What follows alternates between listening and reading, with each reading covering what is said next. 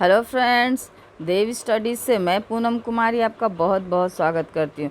दोस्तों, आज मैं आप लोगों के सामने एक नए टॉपिक को लेकर के आई हूँ जो है पर्यावरण एवं पारिस्थितिकी तंत्र से संबंधित। और इस टॉपिक से आजकल प्रश्न जो है एग्ज़ाम्स में बहुत पूछे जा रहे हैं।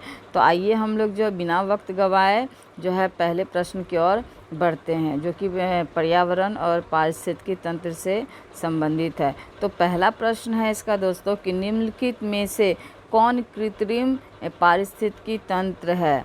तो कृत्रिम पारिस्थितिकी तंत्र जो है आपका दोस्तों धान का खेत हो जाएगा, क्योंकि वन जो है यह जो है आपका प्राकृतिक पारिस्थितिकी है। घास का मैदान भी प्राकृतिक पारिस्थितिकी तंत्र है, और झील जो है यह भी आपका प्राकृतिक पारिस्थितिकी तंत्र का उदाहरण। तो एक धान का खेत ही ऐसा है इस चारों ऑप्शंस में जो कि मनुष्य द्वारा निर्मित यानी कृत्रिम पारिस्थितिकी तंत्र का उदाहरण है। तो इसका ए ऑप्शन आपका सही जवाब हो जाएगा।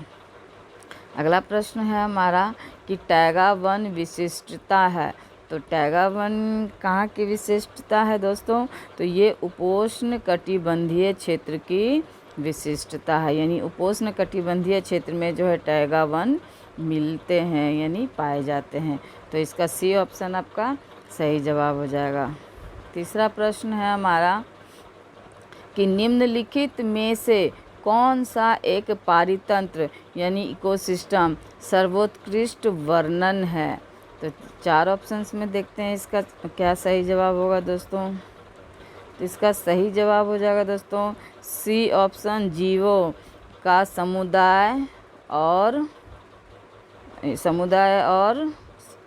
वह पर्यावरण जिसमें वह रहते हैं। तो ये आपका सही जवाब हो जाएगा आपका, यानी सी ऑप्शन आपका सही जवाब हो जाएगा। अगले प्रश्न की ओर बढ़ते हैं। अगला प्रश्न है हमारा निम्न में से कौन पारिस्थितिकी तंत्र के विषय में सही नहीं है। तो निम्नलिखित में से कौन पारिस्थितिकी तंत्र के संबंध में सही नहीं है दोस्तों। तो चार ऑप्शंस में देखते हैं, यह अजैविक जैविक दोनों घर संघटकों से युक्त होता है। अगला है आपका अपनी स्वयं की उत्पादकता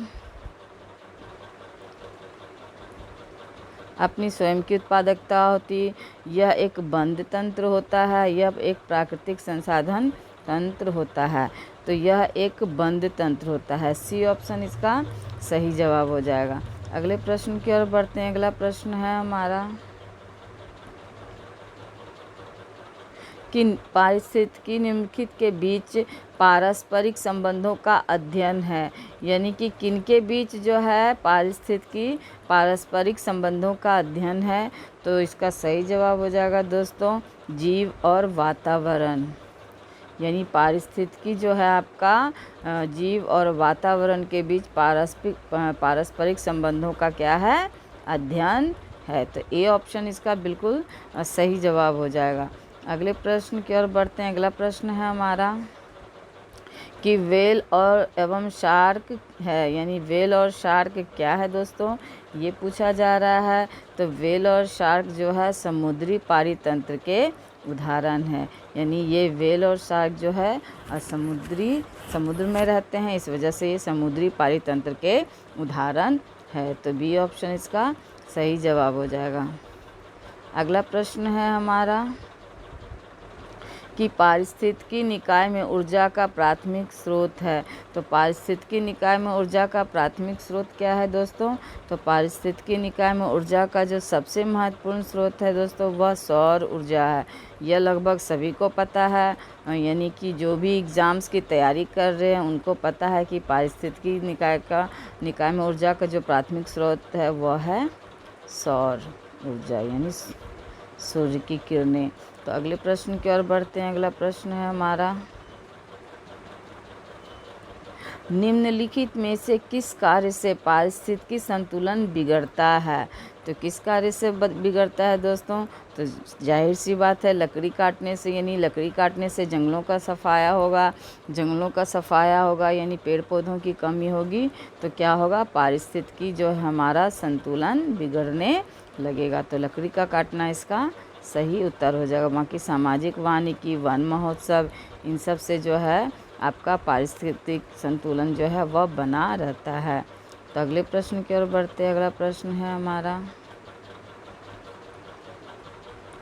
जीव भार का पिरामिड किस पारिस्थितिकी तंत्र में उलट जाता है? तो जीव भार का जो पिरामिड है किस पारिस्थितिकी तंत्र में उलट जाता है दोस्तों? तो आपका तालाब में जो है आपका जीव भार का पिरामिड जो है आपका उलट जाता है। तो इसका बी ऑप्शन आपका सही जवाब हो जाएगा। बाकी वन, घासीय स्थल और आपका शुष्क स्थल, ये सब में जो है आपका ये सीधा रहता है। तो आपका तालाब ही इसका सही उत्तर हो जाएगा। अगले प्रश्न की ओर बढ़ते हैं। अगला प्रश्न है हमारा कि पारिस्थितिकी तंत्र के जैविक घटकों में कौन उत्पादक घटक है? तो उत्पादक घटक पूछा जा रहा है दोस्तों।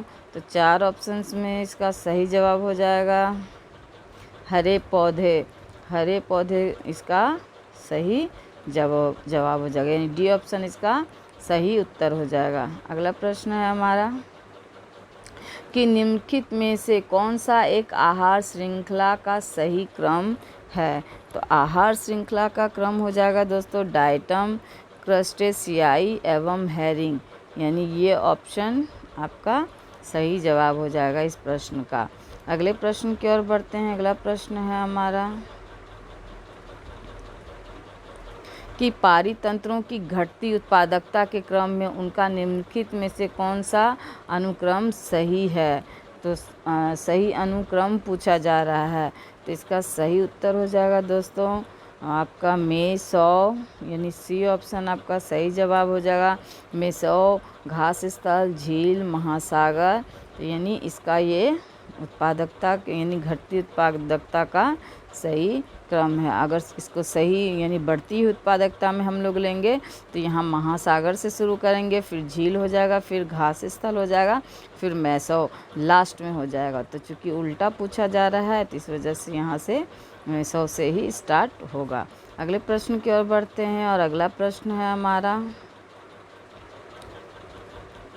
कि सर्वाधिक स्थायी पारिस्थितिकी तंत्र निम्नलिखित में से कौन है? तो सर्वाधिक स्थायी पारिस्थितिकी तंत्र जो है हमारा दोस्तों इसका सही जवाब हो जाएगा आपका महासागर, यानी सी ऑप्शन इसका सही जवाब हो जाएगा कि आपका जो है सर्वाधिक स्थायी पारिस्थितिकी तंत्र जो है आपका महासागर है। तो सी ऑप्शन इसका बिल्कुल सही जवाब हो जाएगा। 20 प्रश्न है दोस्तों और 20 प्रश्न ऐसे मैंने रखे हैं जो कि बहुत ज़्यादा इम्पोर्टेंट है एग्ज़ाम्स के दृष्टिकोण से। तो 14वां प्रश्न देखते हैं हम लोग क्या है। तो हैदराबाद में स्थित हुसैन सागर झील किस जीव की वृद्धि से नष्ट हुई है दोस्तों?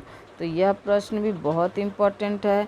तो यह हो जाएगा आपका दोस्तों जलकुंभी जहाँ पानी ज़्यादा रहता है तो वो हरे हरे पौधे होते हैं जो जल में उगाते हैं, उसी की वजह से जो हैदराबाद में हुसैन सागर झील जो है इसकी वृद्धि से नष्ट हो गई। यानी कि यहाँ 2 प्रश्न बनते हैं कि हुसैन सागर झील कहाँ है?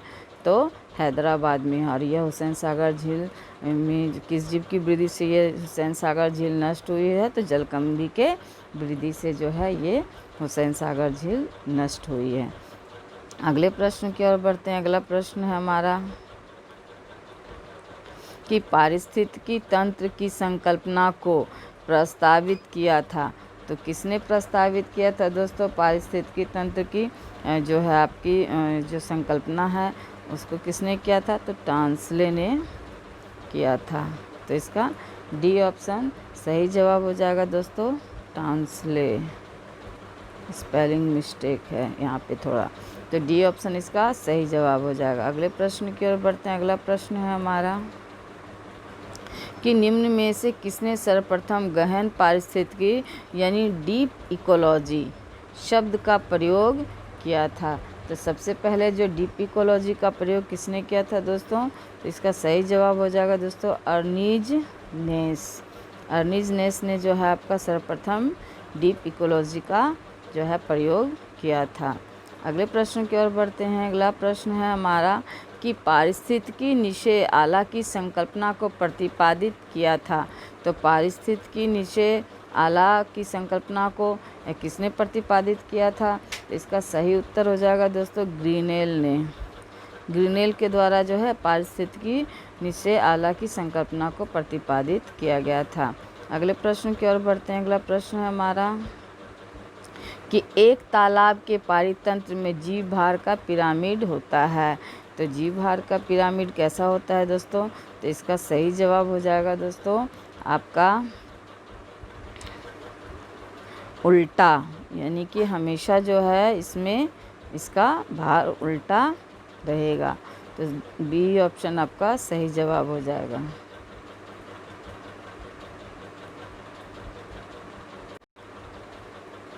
एक मनुष्य के जीवन को पूर्ण रूप से धारणीय करने के लिए आवश्यक जो न्यूनतम भूमि को क्या कहते हैं? तो इसका सही जवाब हो जाएगा दोस्तों पारिस्थितिकी, यानी पारिस्थितिकीय पदछाप जो कहते हैं एक मनुष्य के जीवन को पूर्ण रूप से धारणीय करने के लिए आवश्यक न्यूनतम भूमि को। तो इसका बी ऑप्शन आपका सही जवाब हो जाएगा। अगला प्रश्न और अंतिम प्रश्न है इस वीडियो का। तो खाद्य जाल में ऊर्जा का प्रवाह होता है। तो खाद्य जाल में ऊर्जा का जो प्रवाह है दोस्तों वह कैसा होता है? तो वह जो एक दिशीय होता है, यानी एक दिशा में हमेशा जो खाद्य जाल में ऊर्जा का प्रवाह होता है। तो ये थे दोस्तों आपका पारिस्थितिकी तंत्र से संबंधित कुछ महत्वपूर्ण प्रश्न। तो आप लोगों को कैसा मेरा प्रश्न, यानी ये मॉडल सेट में जो प्रश्न जो ऐड किए गए हैं वो सारे प्रश्न कैसे लगे? तो ज़रूर इस कमेंट बॉक्स में बताइएगा, और जितना हो सके तो मेरे चैनल को सब्सक्राइब कीजिए और मेरे वीडियो को लाइक और शेयर ज़रूर कीजिए। धन्यवाद दोस्तों।